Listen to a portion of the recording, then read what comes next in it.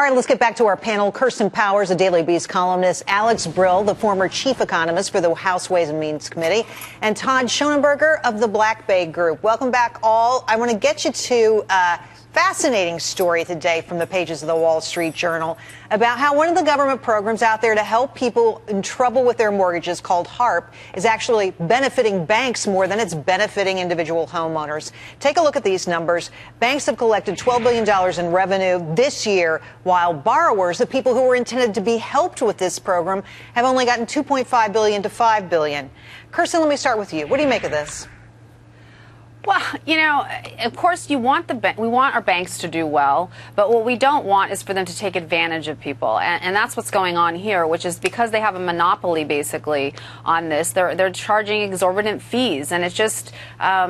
I don't know what to say. I don't know what motivates these people. I don't know why. How much money is enough money? It's like we're trying to get out of a problem with our housing. Are these just greedy we have bankers? A housing crisis. No, look, you need the banks out there. The banks are going to the banks are going to have to step forward. They need to help these homeowners. And look, it's up to the homeowner. They don't need to do this, but when they want to renegotiate, they want to refinance. At least the bank is there. What else is out there? There's no other source. What do you mean they don't need to do it? I mean, there are a lot of people. There are a lot of people who are in very bad straits that do need to refinance in order to keep their homes. That's true. Or you that's have where a the short banks come sale. in. So what we have with the banks is an opportunity for the banks to facilitate these transactions, and it's a highly competitive market. I wouldn't describe it. They don't need to charge fees that are higher than the norm. Right, but these are publicly traded companies. I don't don't think forget they're higher that. than the average. Look, the bank, the Jamie Dimon will tell you, they have a fiduciary responsibility to the shareholders. One at a time, yeah. Fiduciary responsibility to the shareholder.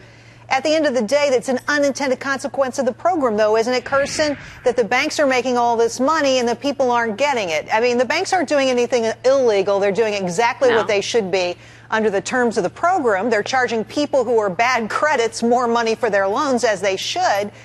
But, again, the government steps in, and what happens? The program hurts people it shouldn't. Well, I mean, I would be more inclined to say... Kirsten, go ahead, and then we'll get to Todd.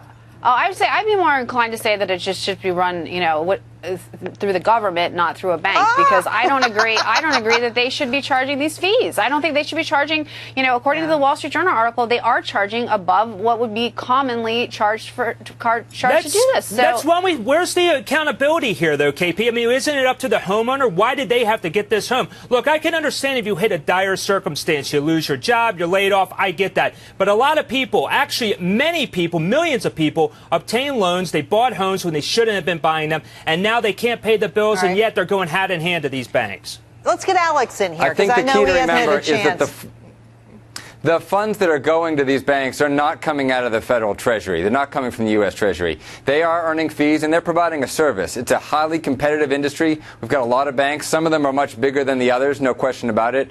But the homeowners have the ability to shop around. They have a lot of transparency now in a refinancing deal, so you know what you're paying for, and they're getting paid for the services that they're being provided. All right, let's move on to Greece and what happened this weekend at the polls there. We were expecting a big boost for the stock market. Didn't happen. My question to you, Kirsten, starting with you, should our government get involved in helping bail out Europe? Is that the next step that needs to be taken to stabilize the world economy? Absolutely not.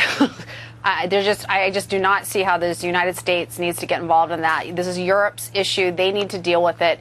We have our own problems here, and I don't see how where would we get the money to even do that in the first place? It's, I just cannot even imagine why anybody would want us to do that. Todd, what's the next best step? Listen, we need to help out. We need to give money to the IMF. We need to help bail out Europe. Look, Europe is China. This is what your viewers want to know, Gerri. You have Europe is China's #1 customer. If Europe implodes and falls into a deep depression, China slows down. If China's not there, then they can't buy our U.S. treasuries right here. Todd, aren't you the free market capitalist here? And you got in for government intervention? What's going on? Have I lost my mind? Guys, it's Todd, a vicious cycle. Really? It's a vicious cycle. I get that. But we need to help them out. I'm telling you. If we don't, who else will? All right, Alex, what do you say?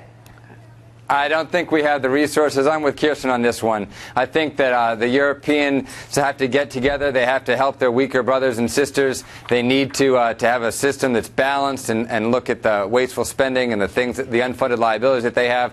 The United States cannot get into this game. We can't afford to help them. They need to help themselves. Kirsten, you want last word here?